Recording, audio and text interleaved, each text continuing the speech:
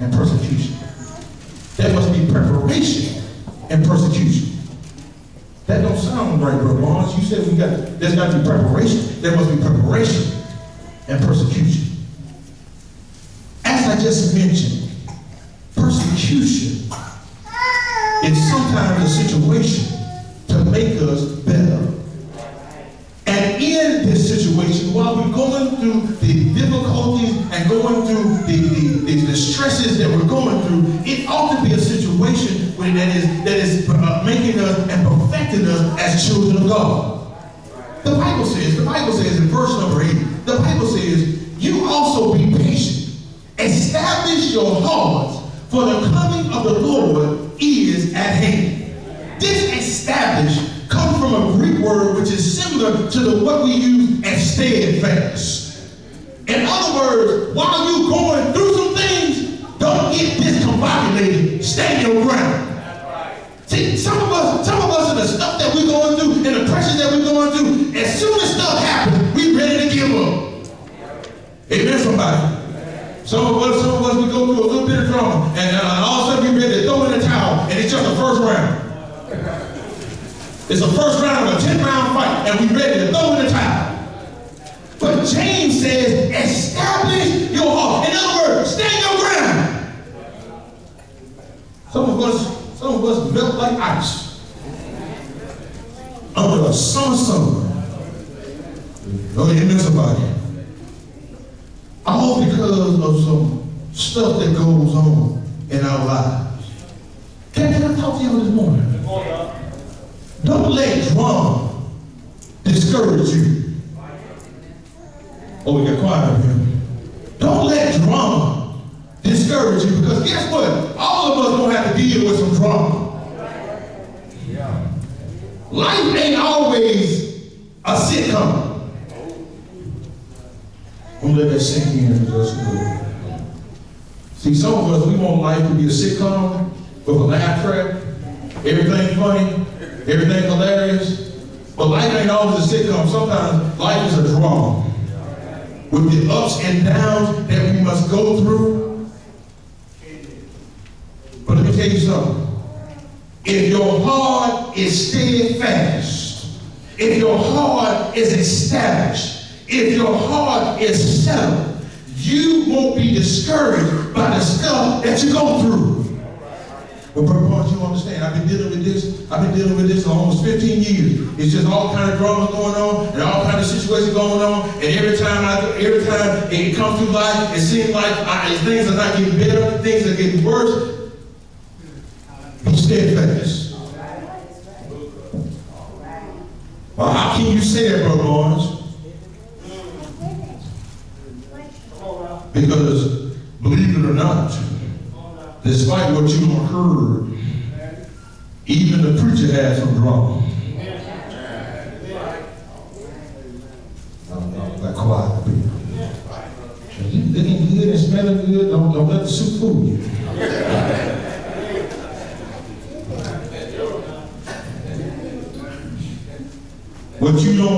What you don't see. Amen, somebody. What you don't hear, you don't know. The devil come after me just like he come after you. The devil uses folks around me just like he uses folks around you. Amen, somebody. And when he uses folks around you, close to you, to get after you, sometimes it will cause you to be disrupted and disturbed. But if I'm steadfast, as much as he tries to get me, he won't. Y'all gotta remember, who was the one that betrayed Jesus? It wasn't nobody on the outside. It wasn't nobody. Who was the one that denied him? It wasn't somebody on the outside. It was one of his inner circle. The very one, I got time for this. The very one that denied him was the one that went on the Mount Transfiguration, was the one that said, let me walk on the water. Now here it is, he around the fire barrel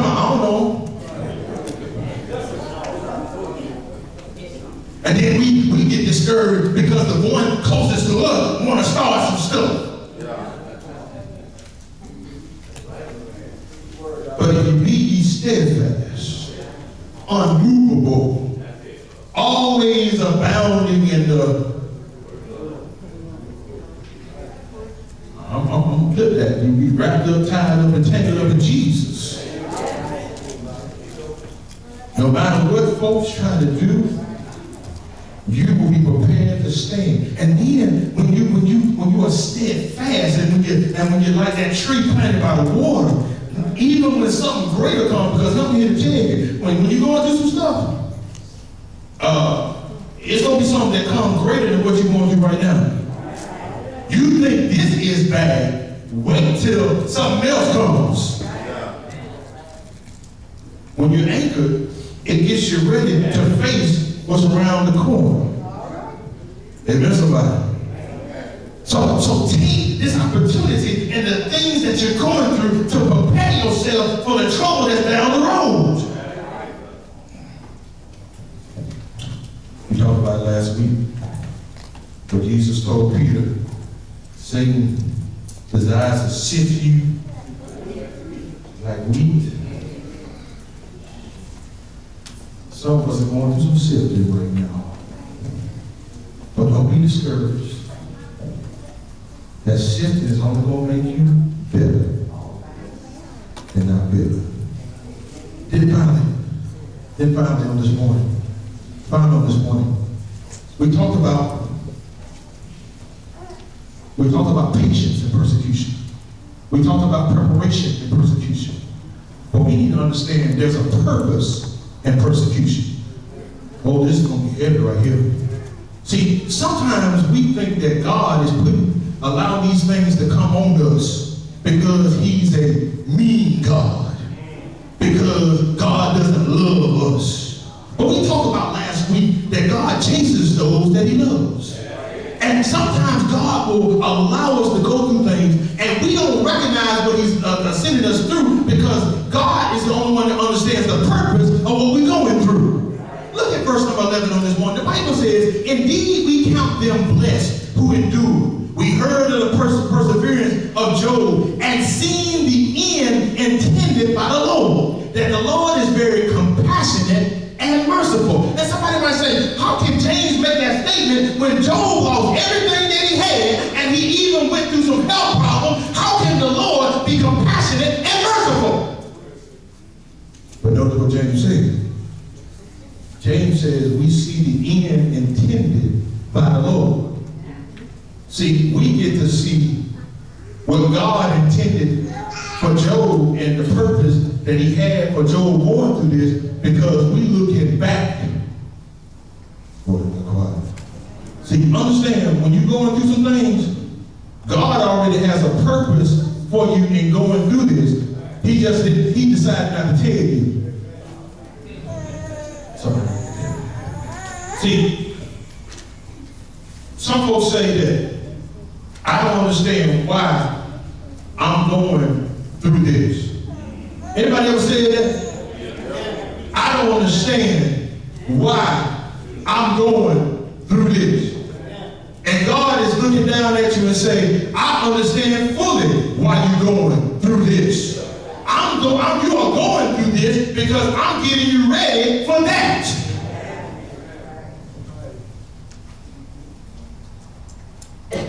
The Bible tells us that Job was blessed more in the end than he was in the... And we love running to that particular passage of scripture. We love talking about the ending. Amen, somebody. But we forget about the middle part. Amen, somebody. The middle part was Job had to lose some things in order to get some things. He could be blessed more than any man at that time unless he lost a lot of things ahead of time. See, some of us need to understand God wants us to lose some things so we can gain some things. This is painful. Some of us don't want to hear this. Some of us, you might have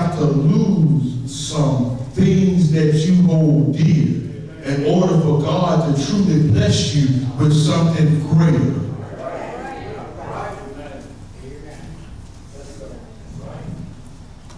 You might have to get fired tomorrow so God can give you a better job.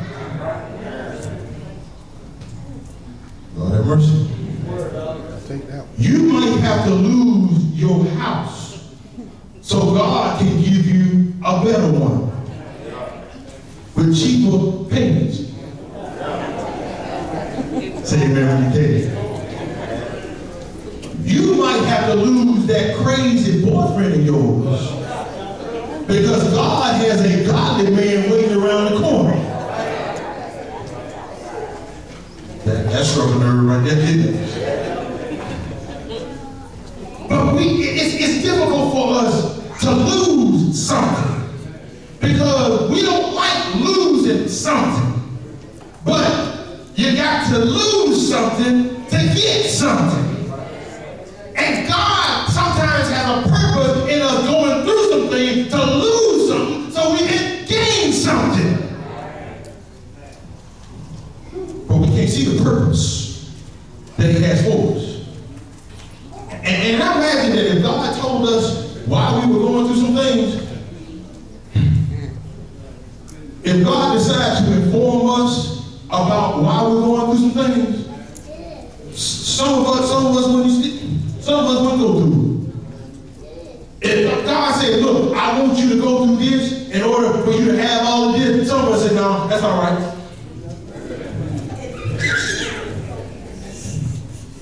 I don't want to have to go through this. That's why God don't bother telling you nothing. Say amen when you can. I don't know what the future holds, but I know who holds the future. I don't know why God would allow me to go through the things that I'm going through. But he knows why I'm going through it because he has something ready for me. But he's got to get me ready in order to receive what I'm about to go through. Some of us wonder why in the world would God allow his children to wander around the wilderness 40 years?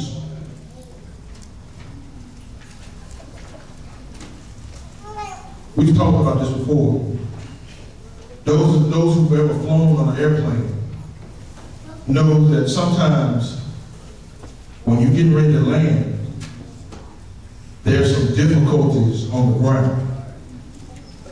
And so what they'll do, while you're still in the air, they'll put you in what they call a holding pattern. And when you're in that holding pattern, basically you're going around in a and you just sitting there just circling around. You ain't getting nowhere. Because all you're doing is going around in a... Because anybody knows when you're just going around in a circle, you ain't going nowhere. But they do that because they need to clear out what's down here so they can bring you in safely. Somebody gonna miss this shot more about that. There's some things God is making preparation for you now. He's got something good for you down the road. But he's got to put you in a holding pattern and just allow you to go through some things and seems like all you're doing is going around in a circle, ain't going nowhere fast. But God is doing this because when he tells you and gives you permission to bring your life down into the situation that it's going into, when he gives you permission to come out of that holding pattern and get ready to get what he got for you, you'll be ready for what he's got for you. That's why most Israel had gone through that 40 years of wandering. And God said it's time for y'all to go over into the land. They went through like a bull saw, taking out both left and right. But they had to go through a holding pattern. sometimes? No.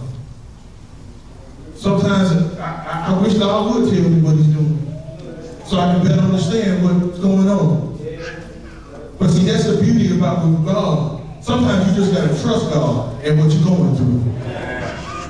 Sometimes you just got to trust and wait on God. We're talking about patience. You just got to trust God in the situations that you're going through and trust that he's going to bring you to where you need to go. Why are you going through what you're going through? I don't know. But God knows. Wipe the tears from your eyes. Because in the midst of some things that you're going through, you're going to shed some tears. But wipe the tears out your eyes.